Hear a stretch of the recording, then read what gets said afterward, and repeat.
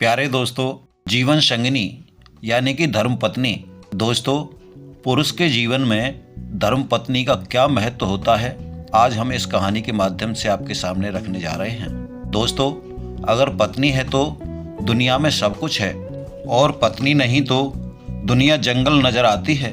राजा की तरह जीने और आज दुनिया में अपना सिर ऊंचा रखने के लिए अपनी पत्नी का शुक्रिया अदा कीजिए, क्योंकि आपकी सुविधा असुविधा का ख्याल वही तो रखती है। आपके बिना कारण के क्रोध को संभालती है। तुम्हारे सुख से सुखी और तुम्हारे दुख से दुखी वही तो होती है। आप रविवार को देर से बिस्तर पर रहते हैं, लेकिन उसका तो कोई रविवार या त्योहार नहीं होता।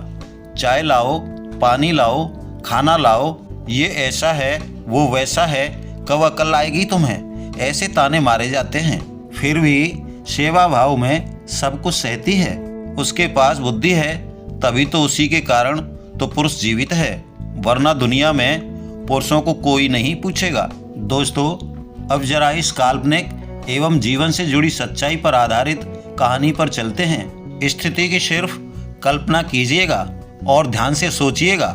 दोस्तों, एक दिन अनिल की पत्नी अचानक मध्य रात्रि को गुजर जाती है और घर में रोने की आवाजें आ रही थीं, और सुबह होते ही पत्नी का अंतिम दर्शन चल रहा था।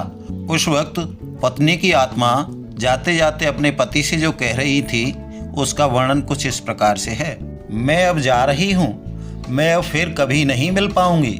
जिस दिन शादी के फेरे लिए थे, उस वक्त साथ साथ जिएंगे ऐसा वचन दिया था, पर अचानक अकेले जाना पड़ेगा ये मुझको पता नहीं था।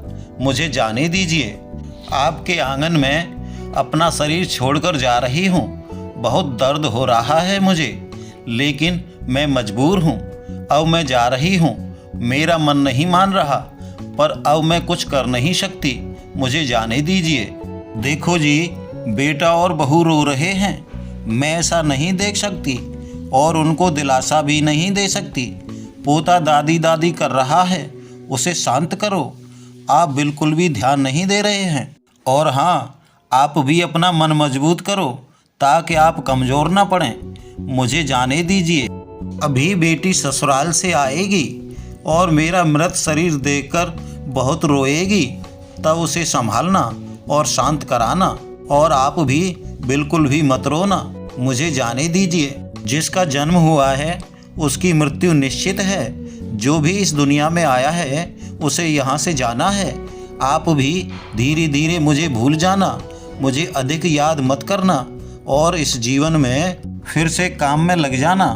अब मेरे बिना जीवन जीने की आदत जल्द से डाल लेना। मुझे जाने दीजिए। आपने इस जीवन में मेरा कहा कभी नहीं माना। अब जिद छोड़कर अपने व्यवहार में विनम्र रहना। आपको अकेले छोड़कर जाते मुझे बहुत चिंता हो रही है, लेकिन मैं मजबूर हूँ।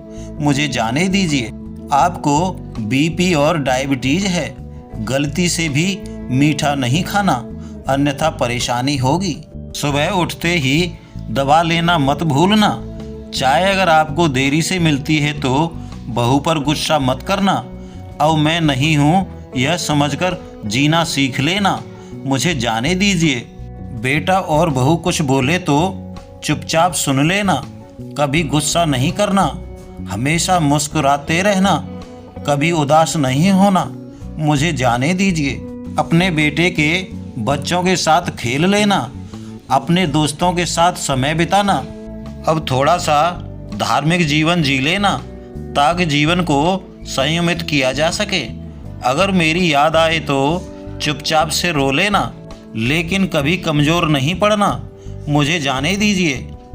मेरा रुमाल कहाँ है, मेरी चाबी कहाँ है। अब ऐसे चिल्लाना नहीं। सब कुछ ध्यान से रखने और याद रखने की आदत डाल लेना। सुबह और शाम नियमित रूप से दवा लेते रहना। अगर बहू भूल भी जाए तो अपनी ओर से याद दिला देना। जो भी खाने को मिले प्यार से खा लेना, पर गुस्सा मत करना। मेरी अनुपस्थिति तो खलेगी, पर कमज़ोर नहीं पड़ना। मुझे जाने दीजिए। बुढ़ापे की छड़ी भूलना नहीं और धीरे धीरे से चलना। यदि बीमार हो गए और बिस्तर में लेट गए तो किसी को भी सेवा करना पसंद नहीं आएगा। मुझे जाने दीजिए।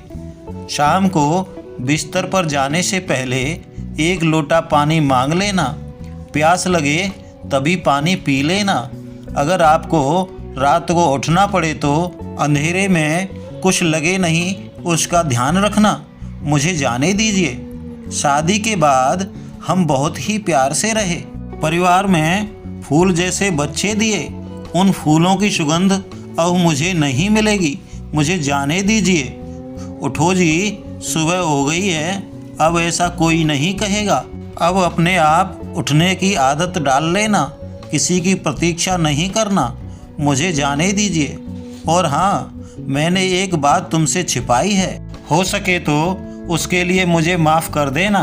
मैंने आपको बिना बताए पास की पोस्ट ऑफिस में बचत खाता खुलवाकर 12 लाख रुपए जमा किए हैं। मेरी दादी ने सिखाया था, इसलिए 1-1 रुपया जमा करके कोने में रख दिया है।